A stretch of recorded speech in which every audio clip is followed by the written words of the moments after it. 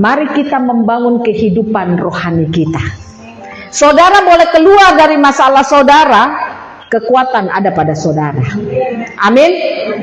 Saudara mau berdoa ke Tuhan, Tuhan sapu masalah begini, Tuhan sapu masalah begini. Masalah kita tidak penting untuk Tuhan. Karena Tuhan lihat, saudara lihat lewat bacaan firman Tuhan ini apa? Waktu Tuhan suruh Gideon melepaskan bangsa Israel, dikatakan apa? Gideon meragukan sendiri dirinya. Tapi sebelum itu Gideon berkata, ada perkataan Gideon yang membuat Tuhan bilang, pergilah dengan kekuatanmu. Apa yang membuat Tuhan mengeluarkan kata itu kepada Gideon? Saudara lihat ayat 13, jawab Gideon kepadanya, Tuanku, jika Tuhan menyertai kami, mengapa semua ini menimpa kami? Di manakah segala perbuatan-perbuatan Tuhan yang ajaib yang diceritakan oleh nenek moyang kami kepada kami? Ketika mereka berkata, bukankah Tuhan telah menuntun kita keluar dari Mesir? Tetapi sekarang Tuhan membuang kami dan menyerahkan kami ke dalam cengkraman orang Midian. Kenapa Gideon berbicara begitu?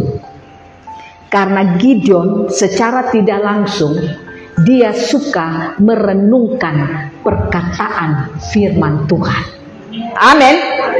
Kenapa Gideon bilang, kalau memang Tuhan menyertai kami, mana perbuatan Tuhan yang ajaib? Yang nenek moyang kami ini cerita, kalau kami keluar dari Mesir itu karena tangan Tuhan yang membawa kami. Berarti kan Gideon ini suka merenungkan firman Tuhan. Amin. Itulah kekuatannya Gideon. Makanya Tuhan bilang, pergilah dengan kekuatanmu. Orang yang suka merenungkan firman Tuhan dalam hidupnya, itulah kekuatannya. Amin.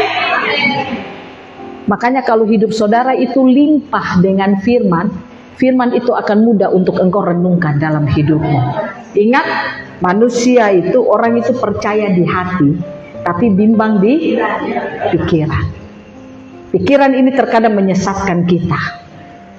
Iblis itu bekerja dalam hidup kita tuh lewat pikiran kita. Betul tidak? Dia membutakan mata kita untuk tidak melihat apa yang Tuhan sudah kerjakan dalam hidup kita. Dia membutakan mata kita dengan keadaan, situasi, tantangan yang kita alami, seolah-olah kita itu sudah tidak bisa apa-apa. Karena iblis membutakan mata kita dengan hal itu yang membuat banyak orang keresen. Mau dia rajin sembahyang, mau dia itu seorang pendeta pun, mau dia itu seorang pembawa firman pun, tapi hidupnya itu bisa lemah. Betul? Karena apa? Kalau pikirannya ini tidak diselamatkan, maka sampai kapanpun juga hidupnya itu tidak akan pernah mengalami perubahan. Satu hal yang harus saudara bangun dalam hidup saudara, saudara telah memiliki roh yang baru. Amin. Sejak kita percaya Yesus, roh kita sudah menjadi baru. Amin. Karena roh kita sudah menjadi baru, maka kita harus hidup seperti roh baru kita, roh Kristus yang ada dalam hidup kita. Kita harus hidup seperti itu. Dengan cara apa? Selamatkanlah pikiran kita. Pikiran kita ini harus ditransformasi, jiwa kita harus ditransformasi. Amin. Makanya Yakobus katakan, terimalah firman dengan lemah lembut tertanam di dalam hatimu, itu yang menyelamatkan jiwamu. Makanya firman itu harus limpah dalam hidup kita. Supaya apa, saudara? Kalau firman limpah dalam hidup kita, pikiran kita, jiwa kita ini diselamatkan, jiwa kita hidup selaras dengan roh kita yang baru, maka saudara akan punya kemampuan untuk terus merenungkan firman Tuhan. Dan kalau kau merenungkan firman Tuhan, itulah kekuatanmu.